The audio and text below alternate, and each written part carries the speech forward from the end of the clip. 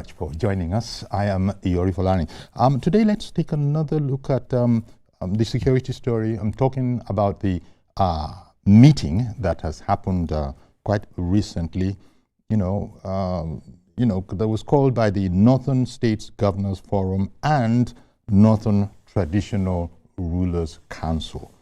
Far-reaching decisions apparently were made there because one of the most important ones is that they have jointly, that is the Traditional Council, the Northern Traditional Rulers Council, and the Northern States Governors Forum have jointly called for the establishment of state police to tackle the worsening security in the country.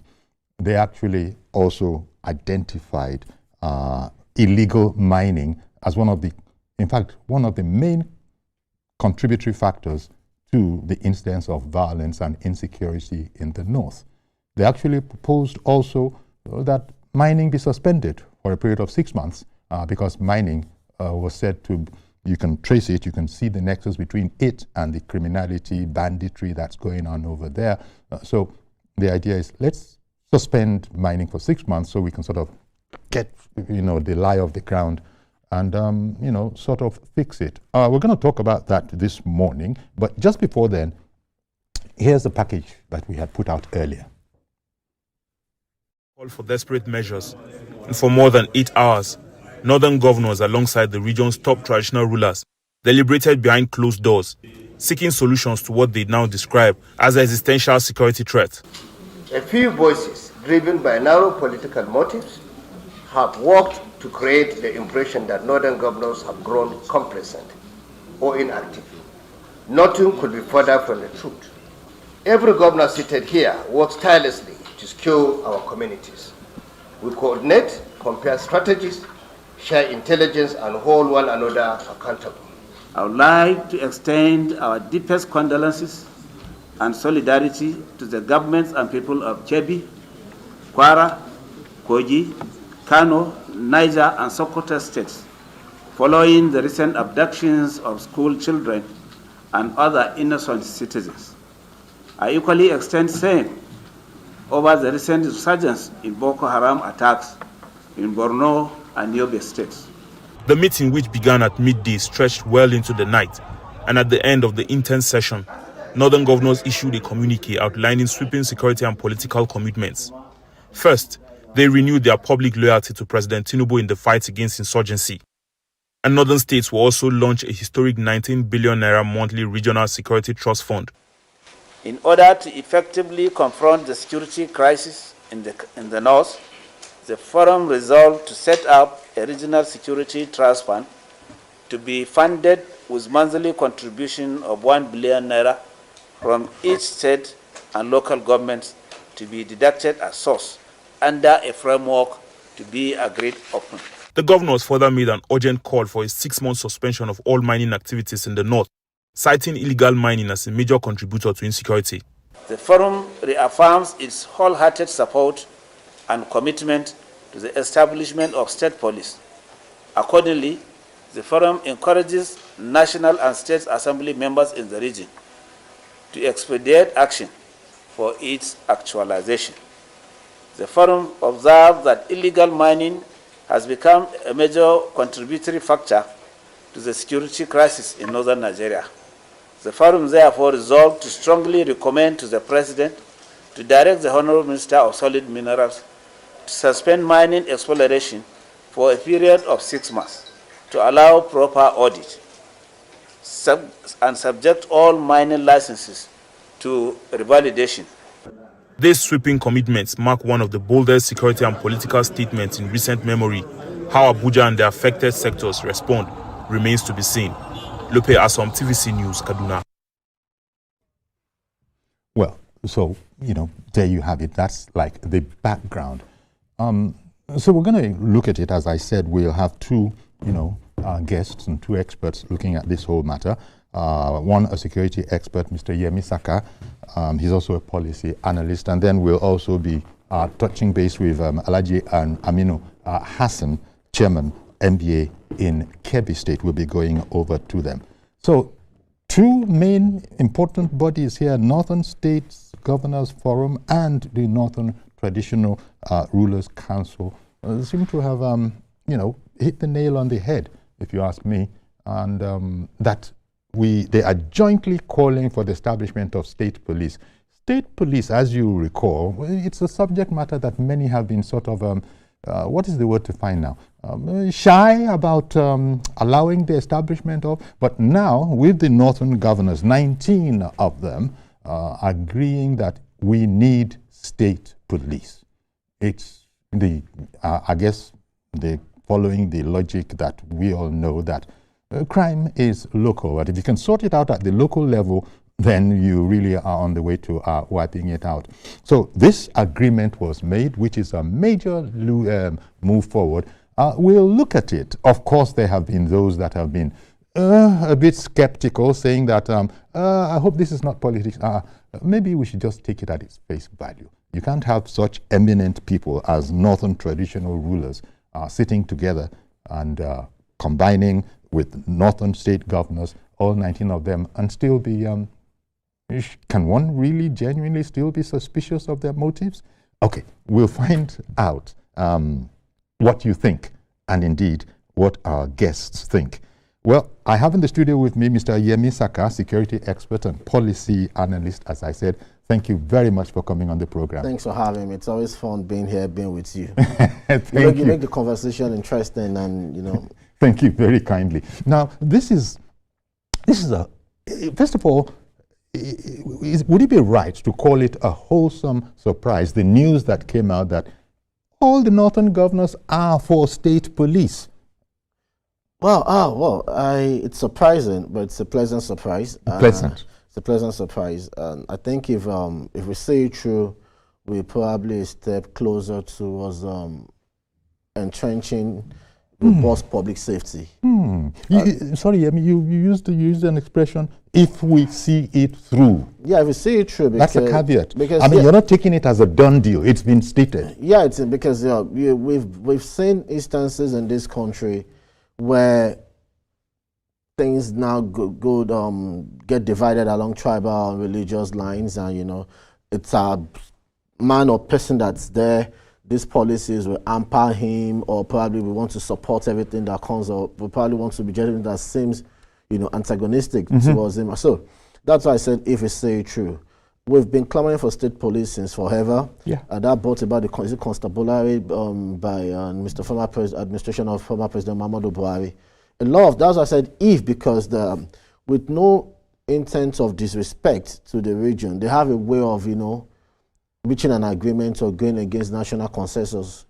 I'm not here to promote division or brigandage or what have you. You saw when the 19 northern governors, when the youth of this country came out to demonstrate, clamoring for police reform under the guise of NSAS. You saw what the chairman of the Northern Governors Forum said they were happy, they were thanking their northern leaders, traditional rulers, for creating an impression that was a tribal and a religious thing. He said it's out there. So it makes someone like me skeptical of their political pronouncements, because for now it's still a political pronouncement, trying to sound politically correct, if this is what the country wants to hear, if we want to be seen as we are doing the right thing, on the same page with everybody, or they're probably genuinely concerned about, because when they get back to their various states, they go back and start playing the dirty politics. Which can be a problem. And why many will probably be excited by this, that even Mr. President has said recently that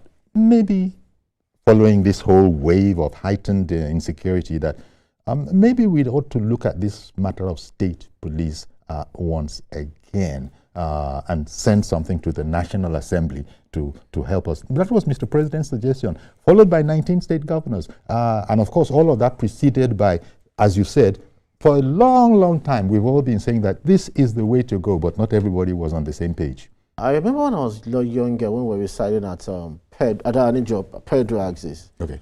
Then there was the days where everybody respected the so-called, the famous CID. And they tracked a burglar or a robber that came to hide in the compound. They were tracing, I don't know how they got the intel, and we were just shocked when they took the guy out of the compound, and like, wow, it was like magic. We knew where everybody felt, we read books when we were in secondary school about CID, how effective they were. Because if we get it right with state police, the most critical thing we need in fighting any form of insecurity is intel. And the most credible and the reliable source of it is human intelligence, we call humans. Police is closer to the people. Whether we like it or not, it's an aberration that we're stretching our military all over, creating a lot of theaters of conflict and what have you. These are things that police could have nipped in the bud before it becomes a national disaster and a monster we're dealing with on a national scale. So, with state police, but how do you want to get about the state police now? It's just going to be like we're going to have a state command under the governor. We're going to have a state police that it's people, residents in the states that will be on the force, because those are two different things we're looking at. Is it going to be the simplest way to start is each state command, everything just becomes a state police. Now, how do you now want to retain the force, the men, the personnel on the force? Are you not going to tell them if you are from Kebbi, Kwara, Sokoto, go, we just want Lagosians in Lagos? Or if you are from Ondo, so it's I don't know how. So we need to still look at that conversation as well. That's going to be the next level of conversation of creation of state police. But as they say like politics, a crime is also local. And so if you can fix it at the local level, I saw a certain reaction. Your thoughts on that notion? There are some crimes that have international dimension. Well, yes. But there's always, there's a bit of local input because there are local collaborators, like what we're dealing with in the northeast and northwest. Whether we like it or not, we can come out, blame Mr. President, we can come out, blame the ministers, we can come out, call for ministers, dismissal or removal, we can even indict the military, but people in those areas, the traditional rulers, traditional institutions, members of this community are, if they don't want these things in their community, their domain, to be easier for the police, to be easier for the military, to be easier for anybody starting with responsibility to do his or her job right or rightly. Okay. Yoruba says, well, it's an interesting idea, but I wonder if you consider that in spite of all those difficulties, challenges of understanding and the logic of it, now everybody seems to be on board. All the governors in that area are on board. All the traditional rulers are on board. And as I said, all of this happened after Mr. President, following the wave of violence, had actually said that maybe we should just look at it and follow the law, send something to the National Assembly. If it comes back positively, that's one step forward. I don't think we've had such unanimity. I think with a lot of people, and at some point initially, I've also been, and I've always been critical of Mr. President, but there are two moves. The first one was when he got into office immediately, that was not properly communicated to Nigerians. The removal of subsidy on forex, which we call, which in terms called floating of the naira, brought about starvation of funds for funding of terrorism or terrorist activities of organizations. With that brought about the upsurge in what we're seeing, because those guys need to now come out to the public, raise funds for their criminal activities, raise funds for, to still stay relevant and what have you. Now, the second pronouncement is the withdrawal of police from the VIPs. Yes. Whether we like it or not, there's a lot of people. When you say withdrawal of police from VIPs. All these from VIPs, but it was replaced with something else. Yeah, I'm still going to come to that. But because a lot of people are so used to the reliability, no matter how much they want to bash the police, they still believe in the strength and the competence of the police ahead of the civil defense. Ironically, if I was to be in their shoes, I probably want to go for civil defense because they had their firepower training and everything under the army. I've seen excessive whatever from the police trying to still give them the good shit. I don't want to bash them today. So, but the withdrawal of the police from protection from the VIPs makes everybody vulnerable. Okay. So, with the vulnerability of all Nigerians, whether we like it or not, there are sponsors that are collaborators in Nigeria. There are direct sponsors and there are some people sponsoring indirectly. When all of us are exposed to these things, that's why they need to call themselves to order that we have to act. Because those guys coming out from the bush or forest to kidnap or carry out, to wreak their havoc, would not know if you are their sponsors or not. So that's one thing we should also look at. Those two policies is working hand in hand, and over time, I have this conviction that we probably win this war on terror. The good thing here is the northern leaders coming out at this time. We should have gone past this stage. We should have, no doubt about it. Because I remember when a lot of people wrongly, because people might say wrongly criticize him. I remember when then the Minister of State of Defense, then the Governor of Zamfara State, Bello Mohammed Matawale, and I guess that's one of the reasons he's still holding his portfolio, because of, I think, his innovation while he was dealing with it, irrespective of what people want to see outside. He came up with his policy of shutting down the borders. Let's assume that all the 19 state governors were in bed with him in shutting down their borders. There would have been a massive depletion of whatever those guys' reserves of their logistics. That have cut off logistics from them. And even when 2-3 states did that, please, what did the commander-in-chief with his NSC then in office, what did they do? Nothing. Because they didn't have a fighting troop. Those guys were stuck in the forest. They couldn't move around. They were not getting supplies. What was the government of the day just had to move with his force? Because when we talk about non-kinetic, a lot of people imagine we're talking about ransom payments and what have you. Non-kinetic is also ways that you don't deploy forces, but you're achieving results. That was a non-kinetic approach. You'd have expected the government of the day to come with its own kinetic strength, push them out, but they did not. And when they tell, and because of the blockade and everything, it was telling on the people. So there was a limit to how long you could expose your people to hardship. Well, Mr. George in Ikeja, good morning, sir, and thank you very much for holding on. Go ahead now, please. Good morning, Uncle Yori, and good morning to the guests. Good morning. Uncle Yori, the coming together by the northern governors to embrace state police is to be expected. There is a saying that experience is the best teacher. You know, with the state of insecurity in the north now, almost all of them have already established security outfits to be able to see what they can do in the insecurity in their states. I want to encourage the governors to do the same as they are doing now and jointly find a way to nip insecurity in the bud. When Boko Haram started in 2009, the way it was coming, if they had gotten together like this and said no, we wouldn't have gotten to where we are today. Let them also, especially the traditional rulers among them, let them also embrace or find a way to nip insecurity in the bud like the leaders or elders do in the Southwest. That's the reason why Southwest is about the only region today that insecurity has not really overall. So when things are going wrong, when they are what are misbehaving, they should be bold enough to tell them, don't do this, stop it. If the young people discover that the elders do not support what they are doing, chances are that they will stop it. Then it is also good to know that policing is expensive. So the governors should get ready to fund the police properly. Otherwise, they will not be able to perform well.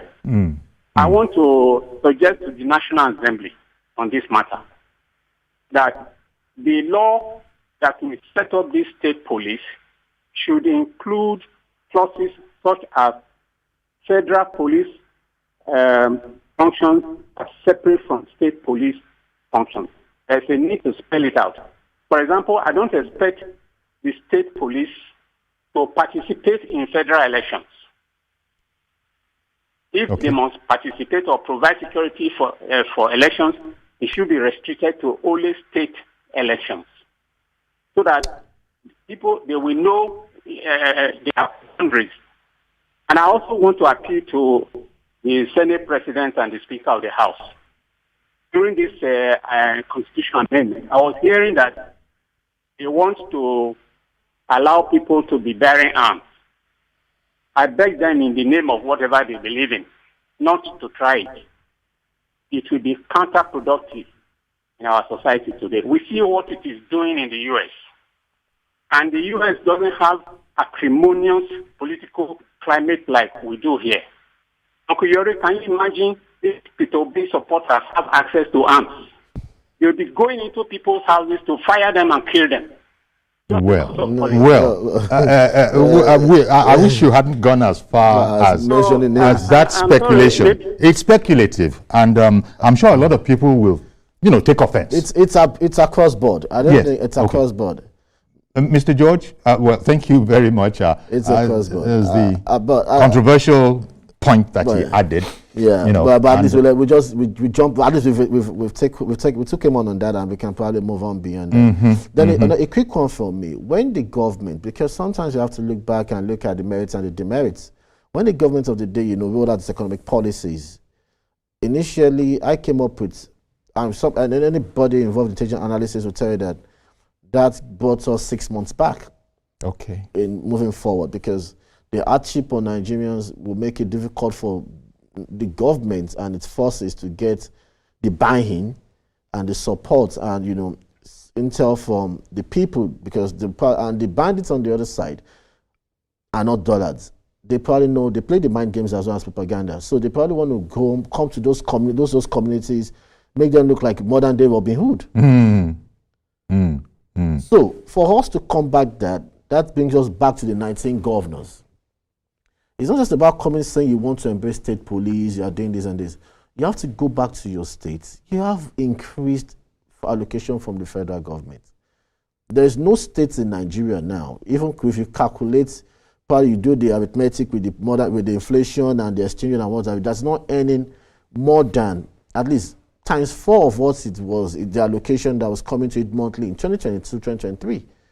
Please, what are you doing? Once you go out, you roll out. Once I know I can go to the hospital, I can be treated, at least for basic things like malaria and what have you. Once I know my kids will go to school, even it's just the university basic education scheme that's been about, can get to at least from primary 1 to primary 6 with little or nothing from me. And there's food security. And farmers can go to their farms. And even because whether we like it or not, the government needs interventions and to just step in. Also, sorry to interrupt you. There's this whole matter of free range. Open grazing. Open grazing. I beg your pardon. Free range, I think, is for fowls and poultry. I think that is quite silly for anybody in 2025 to be thinking of open grazing. In fact, when you hear some arguments, and I don't blame them. I don't blame them, because for 8 years they were emboldened by a commander-in-chief that felt there should be need for open grazing. So that's the problem. I don't blame them, because there was a man that did not contain those guys. Okay, let's speak to the biases, because we can't move forward without looking at the fundamentals. IPOB was initially wrongly classified as a terrorist organization because the process was wrong. The HAQ, Army Headquarters, declared it, and before they now went through the right way, the court, and was quickly gazetted. The same process now, the court declared the Fulani Elders, Killer Elders, as a terrorist group, and it took almost 6 months for them to be gazetted. Okay. And you ask yourself why. You probably, I don't see anybody. There was maybe up to now. There was no even one. There was a time they said some people were arrested on their way from Abuja, I think to Nasarawa or something, and said they were going on a revenge mission, and the next thing nothing happened. I hear you. One moment, please. Let me bring on Garuba. Mr. Garuba has called in from Makurdi. Good morning to you, sir. Good morning, Uncle Yori. Good morning to your guests. Thank you. Good morning. You are doing a wonderful job. Let me go this way expressly. You see, I'm from North. Okay. I'm from Katsina State, precisely. You understand? And let me be honest with you. Anybody that is coming from North, let me say Northwest, precisely. Either you are victim. If you are not affected directly, you will know someone, your neighbor, or someone close to that is a victim of that. My brother, the same father, was kidnapped along Binigwari Road. I know what it takes to get him out. I'm calling on the governors of the northern part of the country. I'm sorry to say this. People will not be pleased with what I will say. But all this their meeting will not yield any result. This is not today. They have started doing it. They have done it before.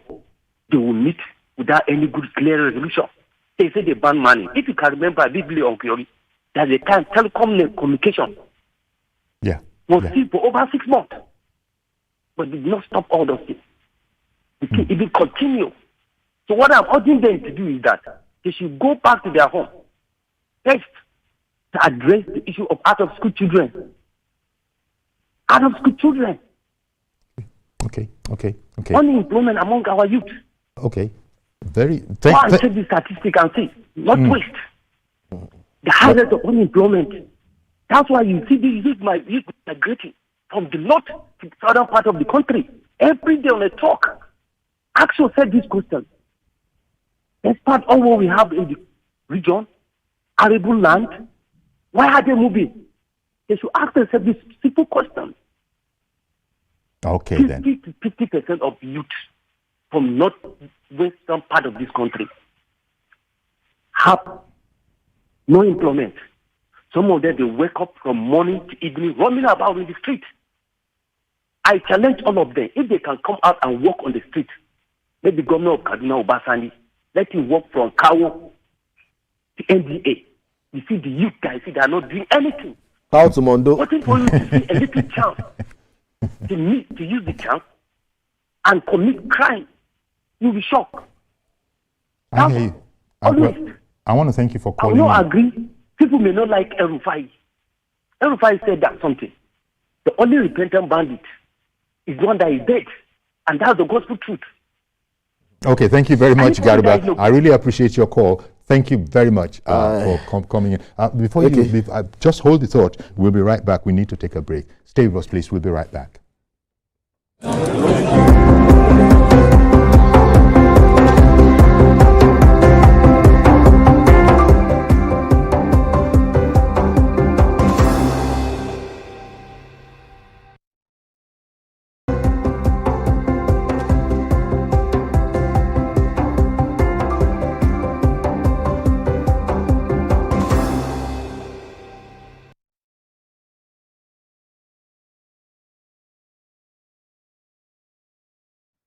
Okay, indeed. Welcome back, and thank you for staying with us. We've been together from the beginning. We're looking at the Northern Governor's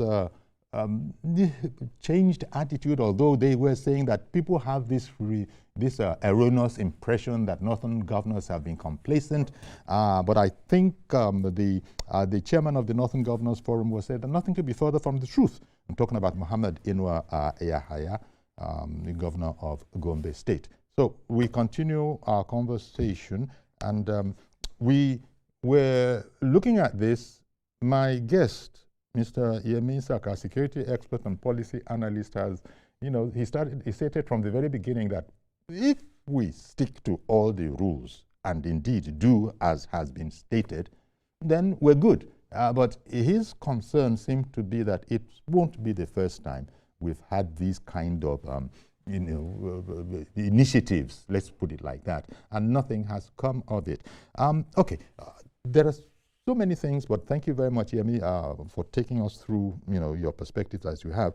Now, the two things. Number one, they have identified this whole group of traditional rulers and the governors have identified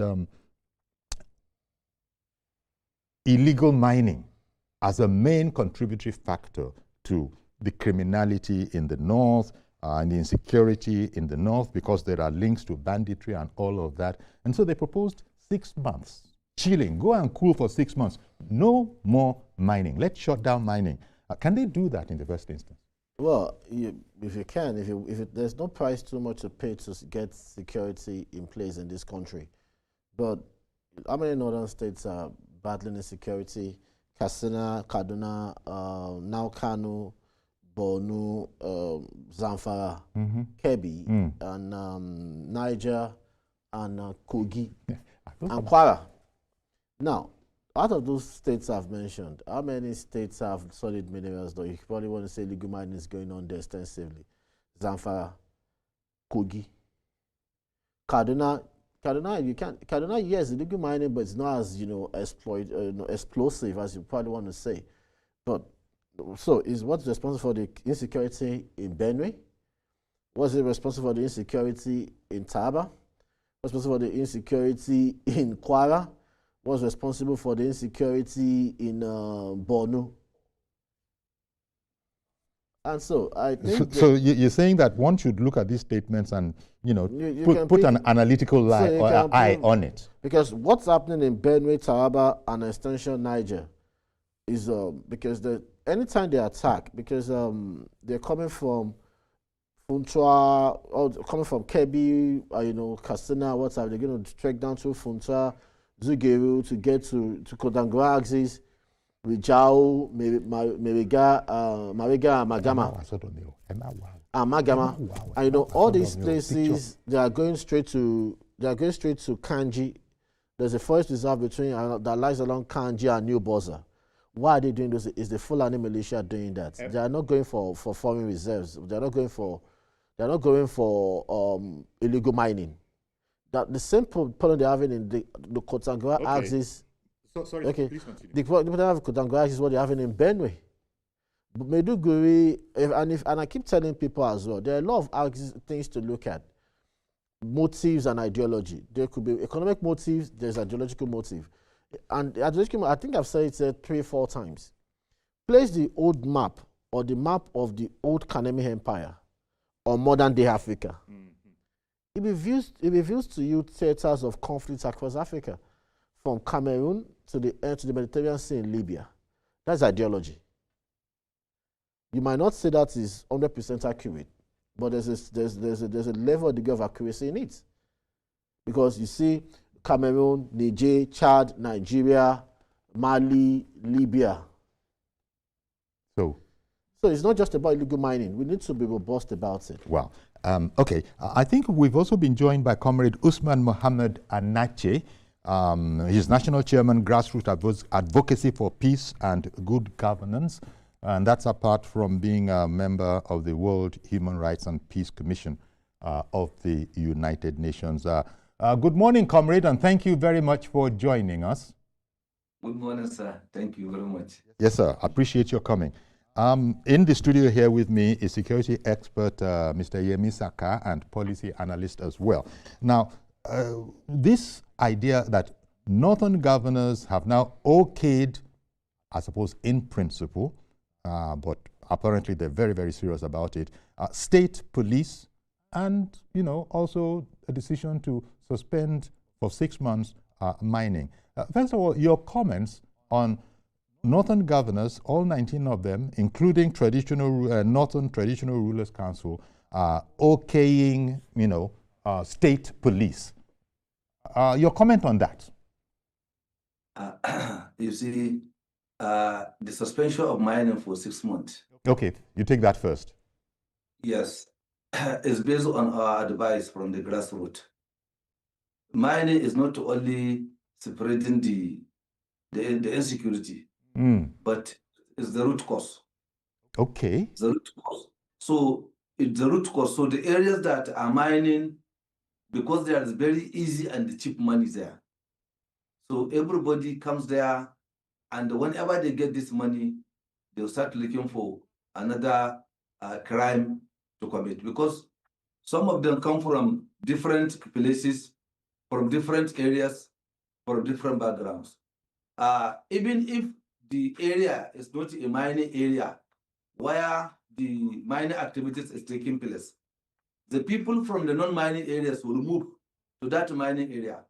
And sometimes these Fulani militias will not mine, but they'll give cover to these miners so that the miners will pay them.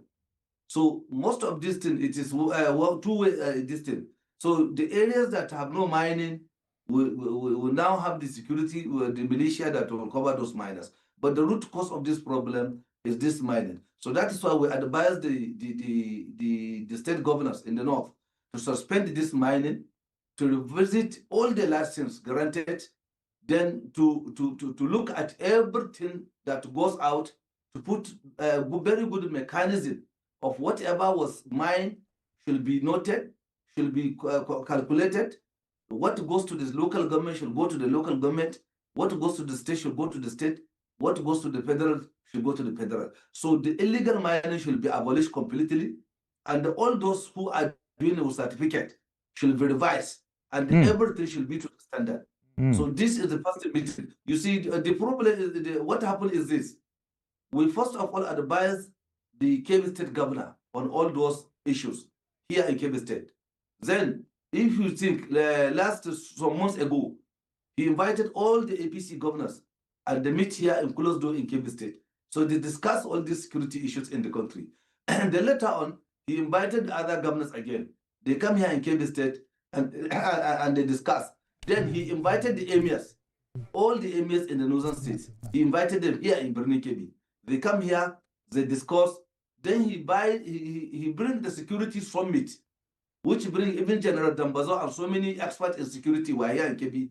They do. They take the communiqu of all those meetings and they invited all the journalists, even the CDS, Christopher Musa, when he was the chief of army, he was here. The NSA was here. I was even among the people that were called by the spokesperson of the Ministry of Defense, Defense Headquarters, Brigadier General Gusau. I even presented a 10-point communique to him in writing. So all those gatherings that the CDS Musa asked the military and the other governors to do were mostly conducted here in Kebbi State. And after the conduction of all those the communique was put up together.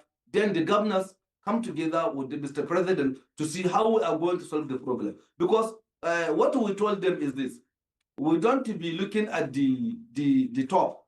We're not looking at the insurgency. The insecurity is already at it. But what is the root cause? So without getting to the root cause of this insecurity, you hardly get to solve it. So you have to quench the fire from the firewood mount, so that by the time the flame will not go up. And that's what was happening. You know, let me just stay with you for a moment because you have some catching up to do. We have been dealing with Mr. Yemisaka has been, with us for quite some time. The new Minister of Defense, you've mentioned his name back to when he was CDS. Now he is actually a policy man. I wonder, we were saying at the time that his work is really cut out for him. Talk to me about his appointment and his familiarity with that whole terrain, and how optimistic you are that we're going to make a breakthrough here. If you want, sir, add your commentary about state police, which all of these, the Northern Governors Forum and Northern Traditional Rulers Council have also sanctioned, say it's in order. Go ahead, sir. You see, the CDS Musa, the Present Minister of Defense, is the best appointment ever made in the history of Nigeria. Is the best appointment because to put the person who knows who specializes in the field is the best. And when you look at the way President Asuwaju did the appointment, you definitely agree with me that Mr. President is willing and ever ready to see the end of this insurgency that he inherited from the previous government. So you see, the appointment is that Musa has already done all those homeworks, but to implement them as the CDS, he needs the approval of the minister. Now he is the minister, so you can see the easy way of doing everything. You are the one that make the plans, and you are now given that plans to execute. And he is general. He was a Maiduguri at the Operation Theater commander of that operation, Lafia Dole. He was in the Northwest. And don't forget, he's a Sokoto man. He was born in Sokoto. He schooled in Sokoto. His childhood friends are all in Sokoto. So he knows the Northwest more than any soldier there. So he is part of Sokoto. He knows everything, the terrain of Kebbi. So, and he is somebody that can accommodate any idea. He is ready to listen, even to a small boy. He can listen to a small boy, provided you have something to provide, to add. Yeah. General Musa is ready to listen to you. Okay. So by opening that, it is okay. On the state police, initially I'm of the opinion, in my opinion, that I don't agree with the state police. But with the advent of this arrangement and the advent of making it to make hand in hand with the national police, I absolutely agree. But there should be an area of demarcation and the separation of power between the two, so that there will be no clash. Because initially I was opposite, because the states that make the security guards are having security challenges worse than Kebbi State that use the conventional forces we have. So that is why initially I oppose it. But if it is going to work now, as the governors agree and the emirs agree, there's no problem. If they borrow a leaf from Amotekun in the southwest, that the southwest governors come together and make it okay. So I can agree it will be, inshallah, it will work. All right then. Let me come to you now, Mr. Saka. As he said, he initially had his reservations, but now he's more or less in agreement, provided it is done, according to the rule book properly. So I wonder what you think of Alhaji Hassan's submission. Well, it's because, sorry, sir, because we were saying here that we hope people are not over-expectant. Nobody has a bad word about General Christopher Musa retired. Everybody, he seems to be everybody's darling. Yeah. And everybody is saying this is a round peg in a round hole. You heard him just now. Very few people know the terrain as much as he does. So I was wondering yesterday, day before that, I hope we don't just go and assume that because you got General Christopher Musa retired, within a week you feel that, insecurity will be done. Before we jump at Christopher Musa, General Christopher Musa's appointment as the Minister of Defense, I think as a country, as a nation, we should express immense gratitude to his predecessor, His Excellency Badaro, for not wanting to hold on to office when his body was failing him. Whether you like it or not, that was a huge sacrifice, because whether the office is important, the office is influential, but for him to do away with the influence for national, prosperity, moving the country forward, he has demonstrated, high level of integrity, patriotism, and selflessness. That's okay. Yeah, and it's commendable, and we should keep celebrating him, irrespective of what anybody think. I'm celebrating him, and General Musa is not with any kind of disrespect. Is another Minister of Defense. If you want to ask people in Nigeria, we've had generals that have occupied that position, and we had civilians that have occupied the position. Okay. Yeah, we've had Olushola Obada from Osun State, the deputy to Oyinlola, as Minister of Defense. We've had Senator Musini Obaniku, Minister of State of Defense. We've had General Liu Guzo as Minister of Defense. Even under President Yar'Adua, we had a civilian that had nothing close to it as Minister of Defense as well. And another thing I would like to correct, there's a wrong notion going out there that there's a senior minister, there's a junior minister. There's no such thing as junior minister or senior minister. Minister of State. It's Minister of State. And the Minister of State has enormous responsibilities as the Minister of Defense. And if I've had, Nigeria's just, in some other countries like Egypt, like Azerbaijan, like India, they have 4 or 5 ministers for defense. The defense industry ought to have its own minister, as it is in Egypt and Azerbaijan. So, laying that out there, I don't see somebody coming to claim seniority. I see them working hand in hand since they've been working together, and they now having General Musa and recently. But we have our own culture here, whatever be the case. We have our own. I'm talking in terms of security, the army. Yeah. We have our own culture here. And for me, because sorry, sir, the Minister of Defense is the head of that whole ministry. No, they are joint heads, because the Minister of Defense is saddled with some responsibility. That includes the Army, the Air Force, and some other components of the Ministry of Defense. The Navy? No, the Navy is under the Minister of State for Defense. DICON is under the Minister of State for Defense. Right? Yeah. DICON is under the Minister of State for Defense. And I think even the DIA and what have you is under the supervision of the Minister of State for Defense. Okay. So it's like unbundling the task to 2 persons, rather than trying to overwhelm one person with the task. So for better supervision, for better coordination. When it is the plus having General Musa as the Minister of Defense is it brings on board his own kinetic training. Kinetic training by professionalism or but what he studied and what he's been doing for over 30 years or close to 30 years. Matawale is coming with a non-kinetic, is a civilian. It's a civilian, So it's a non-kinetic approach to it. And Obasanjo has been an advocate of carrot and stick. Matawale is the carrot, Musa represents the stick. So yes, and General Musa, retired, has said that you don't negotiate with terrorists. You don't pay ransom. No. A very hardline approach. Yeah, but when you talk about negotiation, because I remember when the news was flying about the Birin Kebbi abduction, that they're talking about negotiation. Oftentimes, negotiation is not about ransom payment. Okay. In an hostage crisis situation, you negotiate with the abductors. That's why you have negotiators, trade negotiators during that. So, and I think Nigerians, probably some of them, they're less basic, probably could go dig up this Samuel L. Jackson movie called The Negotiator. They know the importance of a negotiation in an hostage crisis situation. So when you talk about negotiation, there's nothing like ransom payment. I was on ground in Birin Kebbi. I was fortunate to be part of the trip to Birin Kebbi. Yes. And I can tell you, beat my chest and even bet with my life, there was no kobo paid as ransom for those girls to be released. Okay.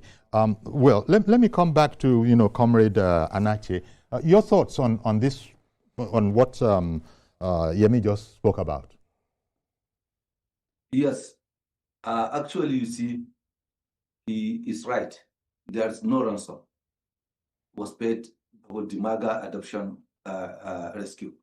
Okay. Because the bandit that rescued the MAGA girls are under pressure. From above, we have so many military planes flying within the area. And on the ground, we have our army condoning the whole area. Then we have our own intelligence, mapping the area, maybe locating their location. They only use those girls as a cover, as a shield. If not, they will have gone since. So that's when the intelligence and the military negotiation will start to just release these girls. Sorry, sir, for interrupting. You just said that the bandits that did release the girls, you said they were under pressure.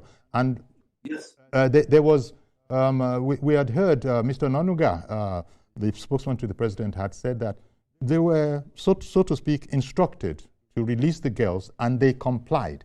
And a lot of people had been quite, they weren't understanding about that at all. What's your idea? Because you've just said something that's similar to that, but yes. how do you explain this whole situation? That why will one of the president's men be saying that you spoke with bandits, you ordered them, and they complied?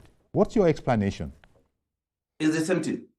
The order given to them, they have to comply because they have no way out. They are already being condoned. So there's no way they can escape. So rather than to negotiate so that they'll follow the instruction of releasing those girls. So that's what he's saying. And it is true. So it's really rescue operation, the most successful and the most fantastic and coordinated by all security agencies. All of them working together in a synergy. So you can see, that is why we're always calling on the security forces to work in synergy. The civil defense should work with police, with army, with DSS, with immigration, with customs, everybody, and the locals. Okay. So this is very, very important. We've almost run out of time, but just to finish it up from your side, so is there reason to be positive, about the insecurity situation being affected now that we have this situation on the ground, much better than before? Briefly, Absolutely. please. Absolutely. But I want government to check the religious excesses, both Islamic clerics and the Christian clerics, because their excesses used to bring a wrong ideology to the followers, which is very difficult to control. That's as much as we can take, but thank you for that very important point at the end. Thank you very much, sir, for coming on the program.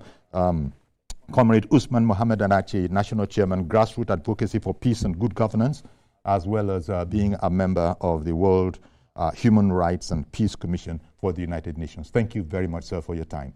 And, on that particular point, you understand, Yemi, No. So are you also suitably encouraged? Yeah, I was suitably encouraged because when I was in Kebbi, I saw first-hand coordination by the Minister of State Matawale. I saw the responses of the theatre commander. I think Major General, I think Idris or something is. I think coincidentally is from Kebbi, and that was what brought about the prompt reaction, like he said. Okay, we've got to go. But I think if that mandate template adopted in Kebbi is adopted, as response to every hostage crisis we have in Nigeria, we will get our people back to safety. Thank you very much, Mr. Yemi Saka, security expert and policy analyst. Really appreciate you every time. I always love being with you. I call you a going. It's always interesting. You make the conversation like before you know 1 hour, 2 hours over. So there you go. That's our program for today. But do please join us not tomorrow, on Monday for a fresh edition of the program. I am Yori Folarin. Do have a great weekend. Bye-bye for now.